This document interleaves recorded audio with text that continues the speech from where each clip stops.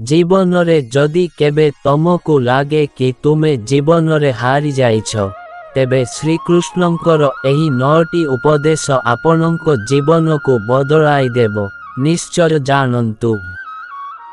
बंधुगण आजिर आधुनिक समय रे मनीष जीवन खुशी जेपरी केउनाडे उभांग होई जाइछि।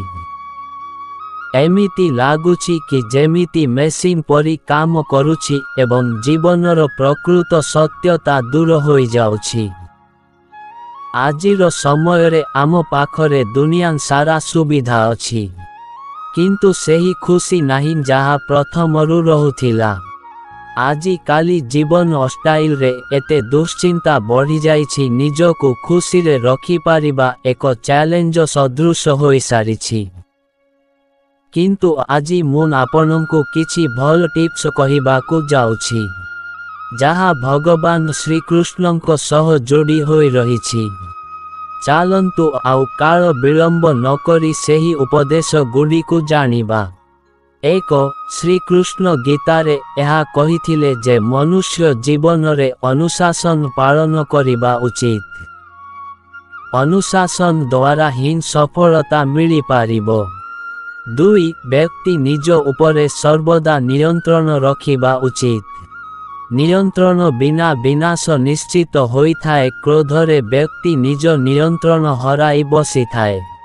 सेथिपाई क्रोध को नियंत्रण रखिबा जरूरी। 3 सबुबेले निज उपरे भरोसा रखिबा द्वारा सबु किछि ठीक होई जाई थाए। सबु मनुष्य निज मध्यरे सक्षमता रखिबा उचित। केवल जरूरी अटे कि से निज उपरे आत्मविश्वास रखी आगको बढ़ी पारिबे।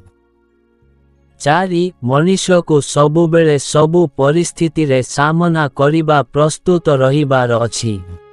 श्रीकृष्णंको भूमिका पाई अधिका न्याय महत्व रखुथिला। एथिपाई महाभारतर युद्धरे से अर्जुनंको सारथी होइथिले। 5 केबे निज मध्यरे उच्च नीच भेद भाव रखिबा उचित नुहे। कृष्ण एवं सुदामांको बंधुता सेहीपरि एक मिसाल अटे। श्रीकृष्णंको अनुसारे सबु व्यक्ति को सम्मान करिबा उचित। 6 जे कौनसी काम को करिबा को हेले योजना बनाइबा नितांत जरूरी। महाभारत रे घटित होइथिबा एहार प्रमाण अटे कि योजना मुताबक कार्य रे सबु कार्य रे सफल होई पारंती। 7 मनुष्य को सर्वदा खुशी रे रहिबा उचित। हस रहिबा बड़ शक्ति होइथाए। एहार विपरीत परिस्थिति गुड़िक सह जीत हासिल करि पारिबो। भगवान श्रीकृष्ण थरे निज खुशी द्वारा गोटे राक्षस को हराई देइथिले। 8 अयथा व्यर्थ चिंता द्वारा किछि हेबार नाही। ठीक सेइटा हेबो जहा ताकू भूली आगको बढ़िबार अछि। एहार नाम ही जीवन अटे।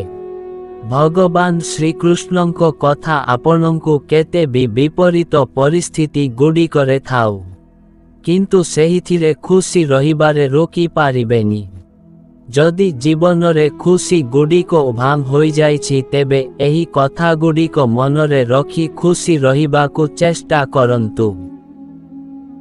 भूल रे भी एही 4 जनंको विषय रे खराब चिंता करंतु नाही। एमानंकर खराब भाबिबा मात्रे ही आपण निजर विनाश को आमंत्रित करुछंती। सबु धर्म रे अहिंसार महत्व कुहा जाइछि। हिंदू धर्म सहित बुद्ध जैन एवं ईसाई धर्म रे अहिंसार सीधा रास्ता ही धर्मर रास्ता बोली कुहा जाइछि। किंतु अहिंसार मार्ग रे चालिबा पाई एहा भाबिबा उचित कि अहिंसार अर्थ केवल शारीरिक रूप को क्षति पहुंचाइबा होई न थाए। एहा छड़ा भी व्यक्ति को निजर मन वचन एवं कर्म रे भी कौनसी दुख न देबा अहिंसा अटे। प्रायतः आम द्वारा यह भूल हो जाए कि आम कर्म द्वारा कहार क्षति करी न थाउ किंतु निज चिंतारे दुर्भावना रखी थाउ। किंतु शास्त्र रे एही व्यवहार को नियंत्रित करिबा पाई कुहा जाइछि।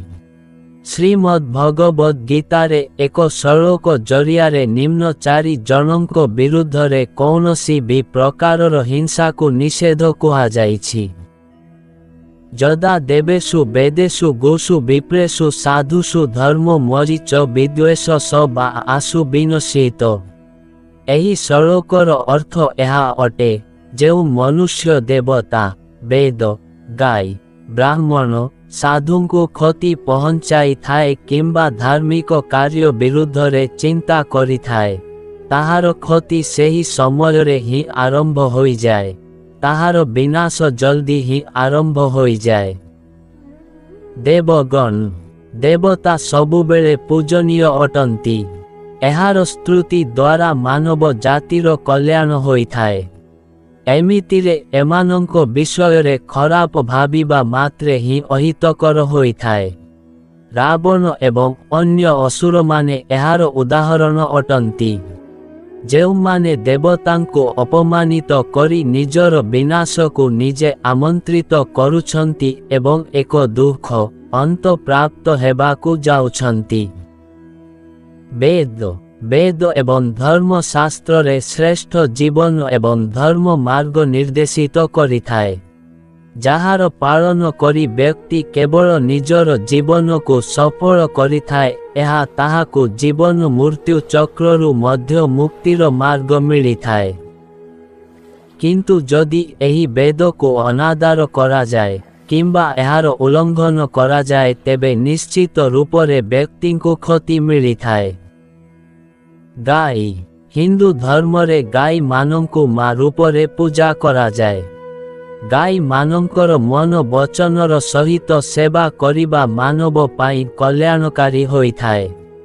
ସେଥିପାଇଁ ଗାଈଙ୍କ ବିରୁଦ୍ଧରେ ହେଉଥିବା ହିଂସାକୁ ହିନ୍ଦୁ ଧର୍ମରେ ପାପ ବୋଲି କୁହାଯାଇଛି। ବ୍ରାହ୍ମଣ କିମ୍ବା ସାଧୁମାନଙ୍କର କାର୍ଯ୍ୟ ଲୋକମାନଙ୍କୁ ଜ୍ଞାନର ଭଲ ରାସ୍ତା ଦେଖାଇଥାଏ। ସେଥିପାଇଁ ଏମାନଙ୍କର ସ୍ଥାନ ସର୍ବଦା ଉଚ୍ଚ ସ୍ଥାନରେ ଥାଏ। ଏମିତିରେ ଲୋକମାନଙ୍କୁ ସବୁବେଳେ ଏମାନଙ୍କ ପ୍ରତି ଶ୍ରଦ୍ଧାର ଭାବନା ରଖିବା ଉଚିତ ଏବଂ ଭୁଲରେ ବି ଏମାନଙ୍କର ଅପମାନ କିମ୍ବା ଅହିତ କରିବା ଉଚିତ ନୁହେଁ।